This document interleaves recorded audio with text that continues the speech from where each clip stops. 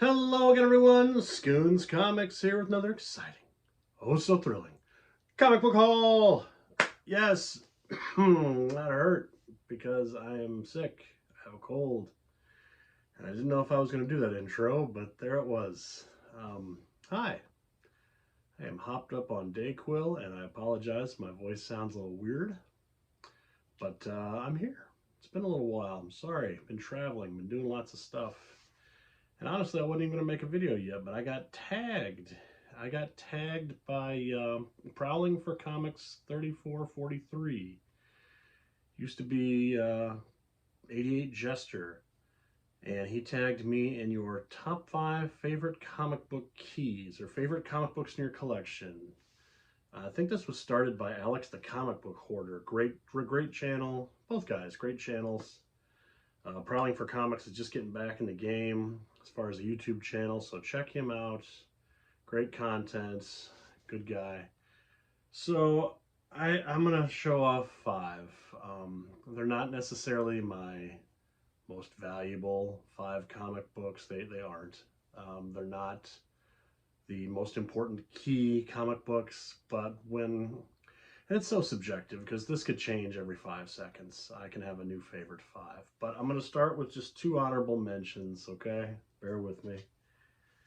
2 honorable mentions. Excuse me. Justice League America 69, 4th print, DC Universe logo variant. I had to get some Death of Superman storyline in here. I had to get a DC Universe logo variant in here. These multiple printings. I love this comic. I love this cover, first of all. Dan Jurgens.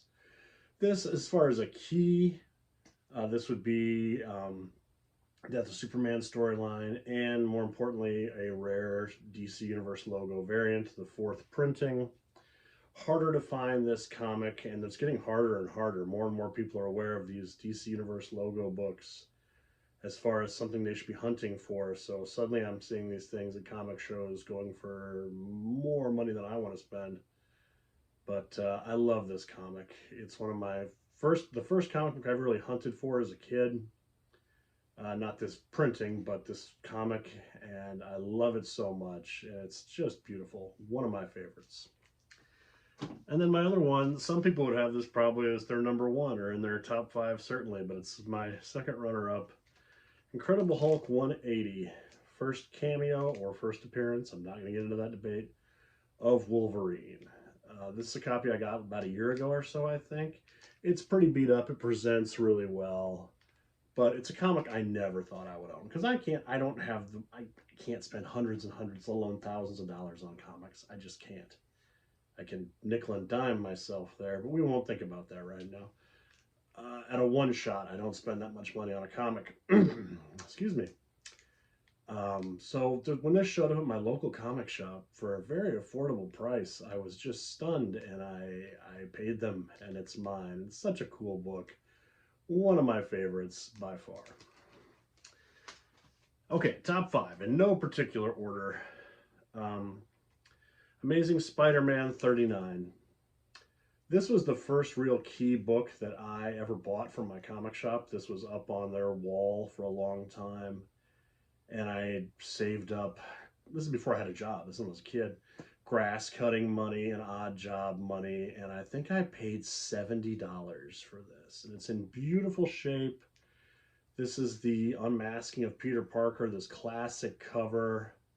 Just a highly coveted book in the Amazing Spider-Man run, and I just love it so much. And it's gorgeous. When I had some financial difficulties a couple years ago, and I sold a lot of my key stuff and stuff I'm just kicking myself, I made sure I kept this because it's one of my favorites.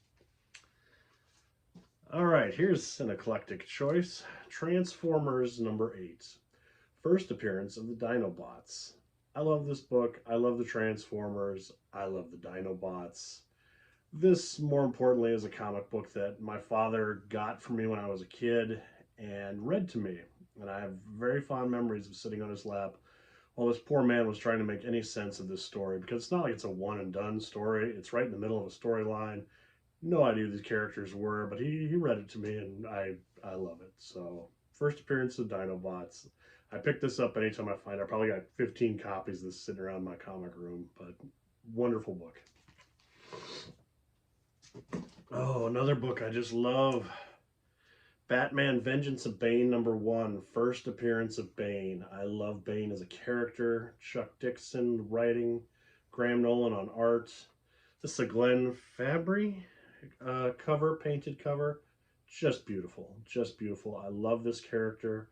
First appearance, criminally undervalued character. First appearance of Bane, all day long. Top 5. Talk about undervalued. My #4 pick here, Strange Tales Annual #2. This is the 4th appearance of the Amazing Spider-Man. Jack Kirby cover. Doesn't have the Spider-Man logo on it. The 4th appearance of Spider-Man. 4th time he appeared anywhere is in this book. And it's so undervalued. It still is. Like, it's gotten more popular, so it's going to cost you some bucks. Even in this grade, which is probably like a good or very good. I love this comic. Silver Age gem, so underappreciated, just beautiful. I love it. And then, because I always feel like the next comic you buy should be your favorite comic. They're always my favorites. Everything I get is my favorite. I'm going to show you my most recent purchase. So hard to speak, bear with me. I wanted this book for a long time. I don't have the book in front of me. Marvel 5 Fabulous Decades was a big hardback that came out in the 90s, and it was really my introduction to the history of Marvel Comics. And this book was featured in one of the covers, on one of the pages, and the cover really struck me. And then Alex the Comic Hoarder, who started this top 5 favorite book feed, he just recently purchased this, and it really got my imagination going again, and I really wanted to find it. So I've been hunting and hunting and hunting. I finally found an affordable copy. Not a comic book, but Marvel Science Stories Pulp Magazine from, gosh, August? I think this is August 39, or maybe February. February of 39. These are the Pulp magazines. This is a full-length novel. This came out before Marvel Comics #1. Marvel Comics #1 came out, I think, in November of that year. So this predates that. I love this cover. It's beautiful. This is my first pulp I've ever owned. It's got the Marvel Red Circle logo here. Just a gorgeous cover, a gorgeous book. I'm so happy to have owned this. This just came in the mail the other day, and I love it. I love this comic. And that's my top 5, which could change every day. I want to tag a couple people to do this as well. Fanboy Prime. Fanboy Prime is a great channel. Sub him up, check him out. Fanboy Prime. I can't wait to see his top favorite 5. Tom Ryan. Tom Ryan consistently puts on great videos and has amazing hauls from all over the place. Sub him up, definitely, if you have not.